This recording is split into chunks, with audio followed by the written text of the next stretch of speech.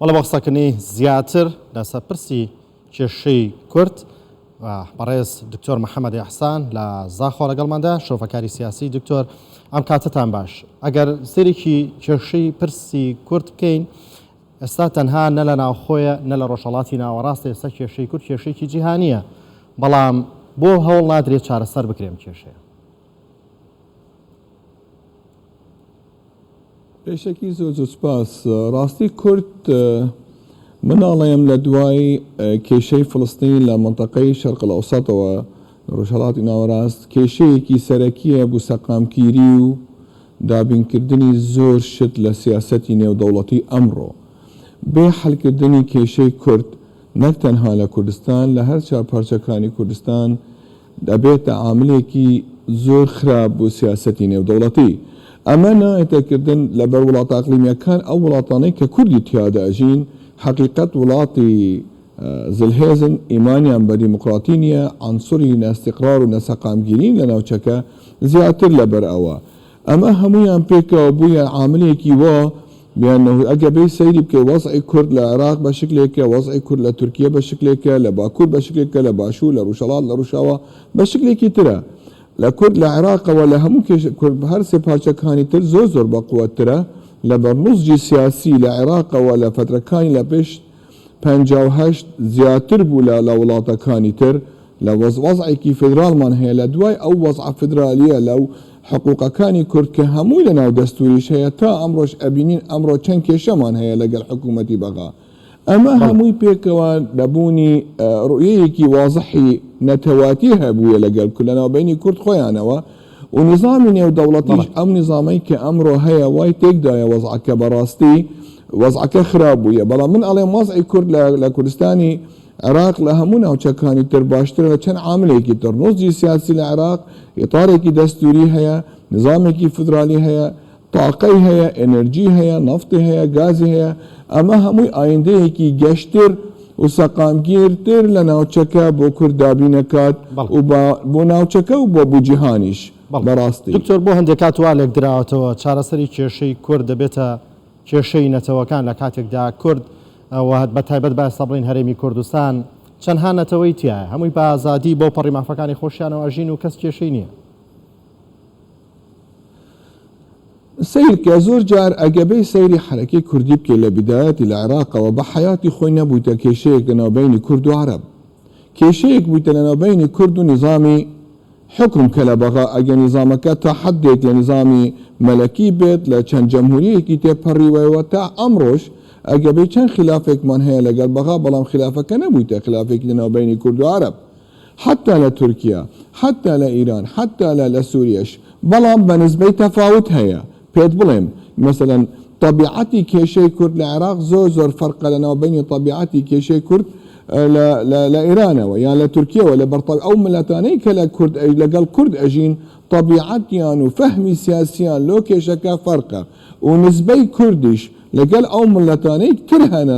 لە وڵاتەکەی کە ئەژیان نسبەکەش تەسیری تێکە مەسەلەن کورد لە عێراقەوە دەورێکی زۆر قایمی هەبوو لە پێش 58ەوە لە دوای 58یش لەبەر کورد نسبەکەی تقریبا تا حدێک 23% بووە ئەم نسبەیە لە ئیرانەوە وانە لە تورکیە وانە لە سووریە وانە بوو نسبە و تەناسبێکی تیاهەیە و نوزجی سیاسی لە لامان لە کوردستانی خۆمان زۆر زیاتر بووە لە پارچەکانی ترەوە ئەمە وا تەسیری کردیە لە عمری حرەکەی نزالی کورد لە تەطویری کێشەی کورد لە دەور و سەنگی لە ناو حکومەتەکانی کە هەبوونە لە هەر چوار پارچەکانی کوردستان. بەڵ دکتۆر زۆر کات دەوترێت هەرچەنە خۆش لەسەرەوە باستکی لە کێشەی فەڵەستین کە زۆر جار دەوترێت بە چارەسەری کێشەی کورد و کێشەی فەڵەستین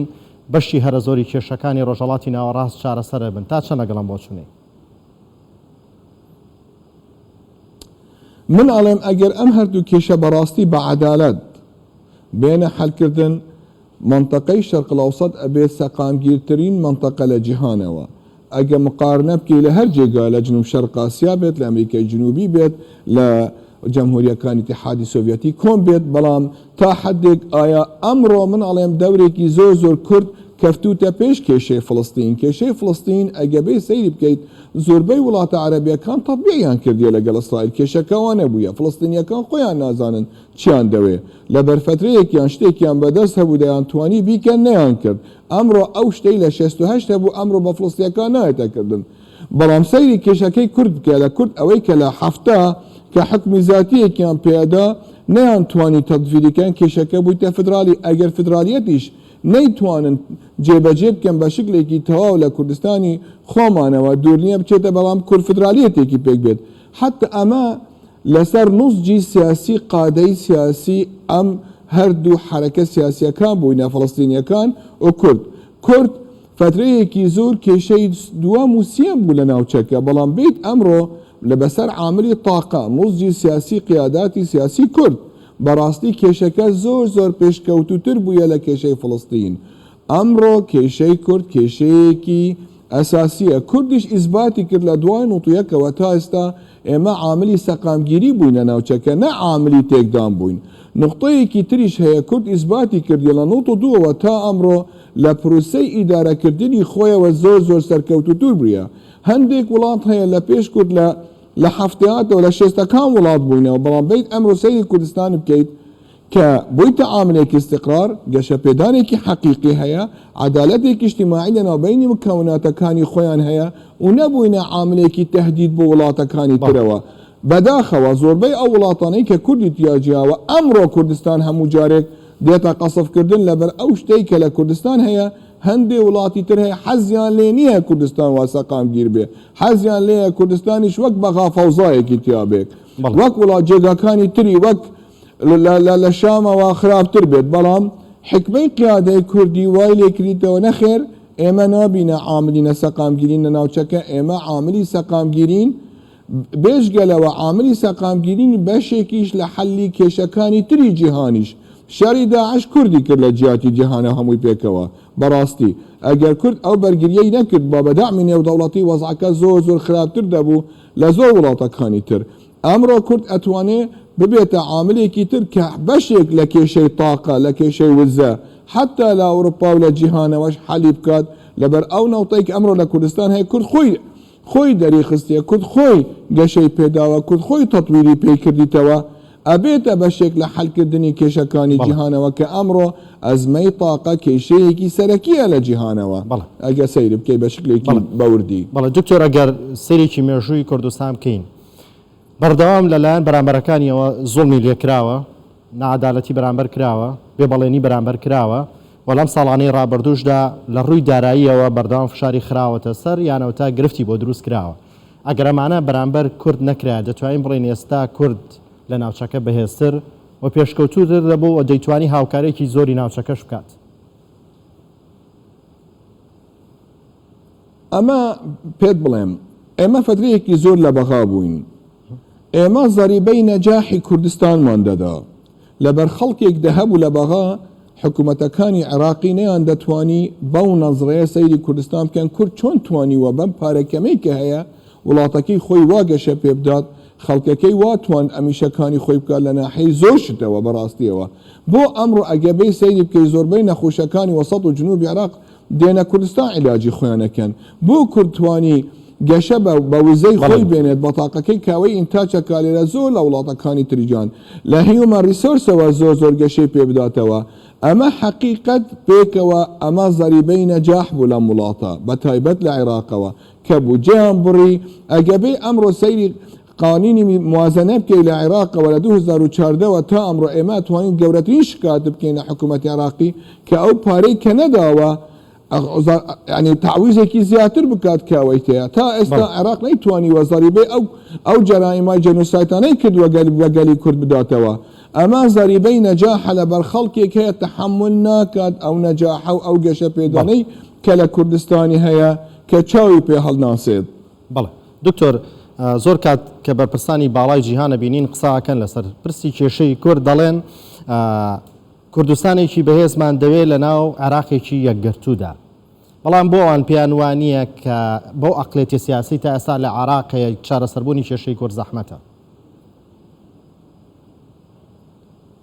سیرکە ئەمە بەڕاستی ئەوان هەمویان تاکید ئەکەن حەزیان لێیە کورد زۆر بەقووەت بێت بەڵام لە ناو عێراقەوە لەبەر ئەگە بەش بێت لە عێراقەوە بۆ زۆربەی وڵاتەکانی تری جیهان ئەزمەیەکی تر خوڵقە بێت زۆربەی وڵاتەکان ئەز مشکلەی خۆیان هەیە مثلا ئینگلتەرا مشکلەی هەیە لەگەڵ هەندێک بەشەکانی خۆیانەوە وڵاتەکانی تر زۆربەی مەشاکلی تریان هەیە ئەمە کێشەیەکی نێودەوڵەتیە بەڕاستی ئەمە ئەچێتە خانەیەکی تری حەلی کێشەکان ئەوەی ئێستا ئێمە داواکەین بە تەوازنێکی حەقیقی هەبێت لەم وڵاتە عەدالەتێکی اجتیماعی تەواوی هەبێت مشارەکەیەکی سیاسی تەمامی هەبێت نەچینە بینە مواطنی دەرەجە دوو جارێکی تر لەم وڵاتەوە یام کە بینە لەناو خانەی شەڕ و جەنوساید جارێکی تر دووبارە بێت لە عێراقەوە ئەوان لەبەر ئەوە ئەڵێن ئێوە بڕۆن خۆتان ئێوە قایم بن خۆتان بکەنە ساحەبی عێراق بەڵام تەرەفی تری عێراقی من ئەڵێن بە تایبەت شیعەکان نەئەتوان ئیدارەی ئەم وڵاتە بکەن نەیان دەهێڵن کەسێکی تریش لەوان بتوانێت ئیدارەیەکی باشتری بکات بەڵێ بەڕێز دکتۆر لەبەر زۆر کێشە هەیە حەلەکانی دەستوری خەریتەکەی دیارە بەڵێ بەڕێز دکتۆر محەممەد ئیحسان شرۆڤەکاری سیاسی لە زاخۆ لەگەڵماندا بووی زۆر سپاس بۆ بەشداری و شرۆڤەکانتان سپاس دکتۆر